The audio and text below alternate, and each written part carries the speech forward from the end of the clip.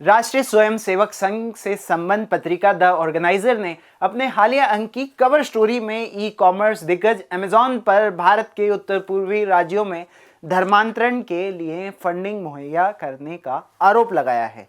Company ने इन आरोपों को खंडन किया है, अमेजॉन ने खंडन किया है। क्या है पूरा मामला, आज आपको यही बताएंगे।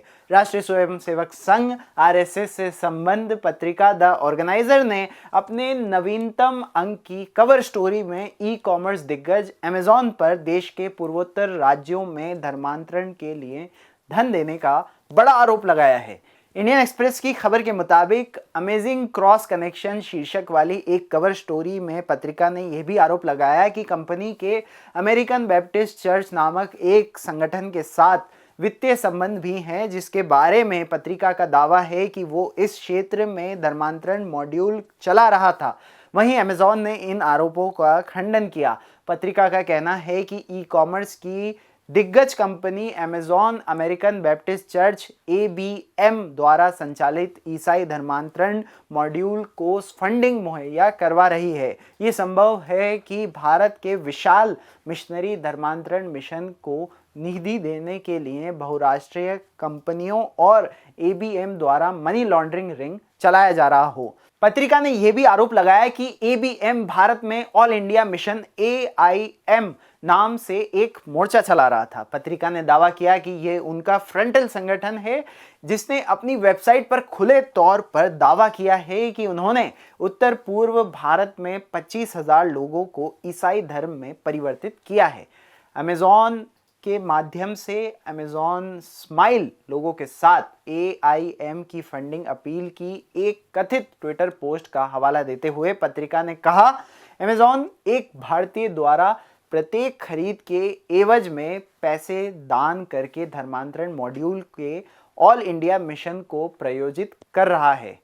इंडियन एक्सप्रेस द्वारा संपर्क किए जाने पर अमेजॉन के एक प्रवक्ता ने कहा कि अमेजॉन इंडिया का ऑल इंडिया मिशन या इसके सहयोगियों के साथ कोई संपर्क नहीं रखता है और न ही अमेजॉन इंडिया मार्केट प्लेस पर अमेजॉन स्माइल कार्यक्रम संचालित होता है। जहां अमेजॉन स्माइल प्रोग्राम संचालित होता है, वहां ग्राहक उन चैरिटी जिन्हें NGO द्वारा वहां पंजीकृत किया गया है में से कोई भी डोनेट करने का विकल्प चुन सकते हैं। अमेजॉन स्माइल कार्यक्रम में भाग लेने वाले किसी भी चैरिटी के विचारों का समर्थन नहीं करता है। अब दूसरी ओर ऑर्गेनाइजर ने यह दावा किया कि राष्ट्रीय बाल अधिकार संरक्षण आयोग ने सितंबर में छपी पत्रिका की एक रिपोर्ट के बाद इस मुद्दे का संज्ञान लिया है। द इंडियन एक्सप्रेस से बात करते हुए NCPCR के अध्यक्ष प्रियांक कानूनगो ने कहा कि आयोग को सितंबर में अरुणाचल प्रदेश से अनाथालयों के माध्यम से अवैध रूप से किए जा रहे धर्मांतरण और कथित तौर पर अमेजॉन द्वारा फंड किए जाने की शिकायत मिली थी। इसके बाद उन्होंने कहा कि हमने तुरंत मामले का संज्ञान लिया और अमेजॉन को सितंबर के महीने में एक नोटिस भेजा, लेकिन अमेजॉन ने कोई जवाब नहीं दिया। फिर मैंने अक्टूबर में अमेजॉन को एक समन जारी किया और 1 नवंबर को आयोग के कार्यालय में अमेजॉन इंडिया की 3 अधिकारियों से मुलाकात भी की। उन्होंने आगे कहा, अमेजॉन के प्रतिनिधियों ने हमें बताया कि अमेजॉन इंडिया और ऑल इंडिया मिशन के बीच कोई संबंध नहीं है और अमेजॉन इंडिया से NGO का कोई पैसा नहीं जाता है। उन्होंने अमेजॉन अमेरिका से भी बात की और नवंबर के पहले सप्ताह में हमें जवाब दिया। अमेजॉन इंडिया ने कहा कि अमेजॉन अमेरिका ने ऑल इंडिया मिशन को कुछ फंड दिए हैं। उन्होंने हमें ऑल इंडिया मिशन का एक पता भी दिया जो ऐसा लगता है कि वो विदेश में है। अब हम आगे इसकी जांच करेंगे। कानूनगो ने आगे कहा कि NCPCR की जांच के दौरान आयोग ने पाया कि ऑल इंडिया मिशन भारत में अवैध रूप से अनाथालय चला रहा है और वे इन अनाथालयों के माध्यम से बच्चों का धर्म परिवर्तन भी करा रहा है।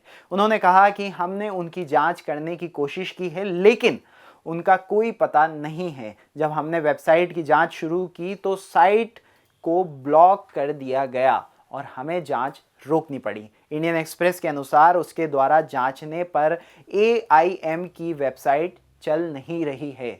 ABM ने भी अखबार द्वारा इसकी वेबसाइट पर लिखी ईमेल ID पर भेजे गए मेल का जवाब नहीं दिया।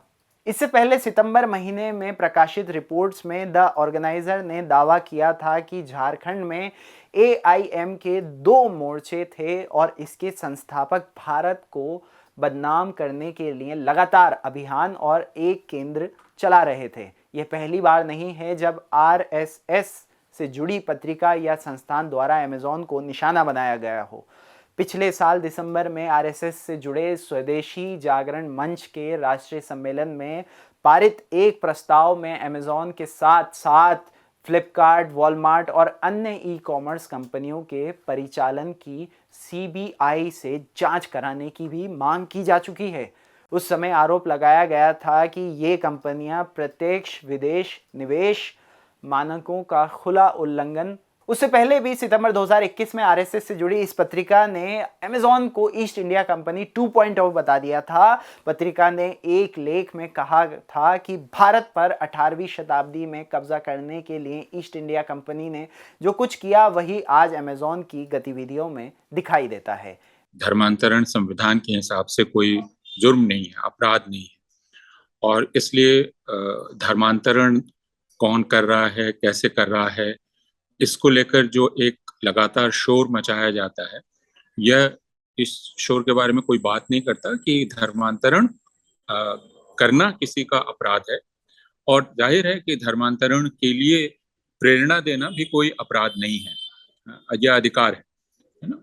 धर्म का, अपने धर्म का प्रचार करना, जैसे आप रेड लाइट पर देखते होंगे, लाल बत्तियों पर लोग गीता लेकर खड़े रहते हैं, बहुत सारे लोग इस्कॉन के लोग खड़े रहते हैं, तो कोई उन्हें गिरफ्तार तो नहीं करता, लेकिन बाइबल लेकर खड़े होने पर गिरफ्तार हो सकते हैं आप, और लोग गिरफ्तार हुए हैं।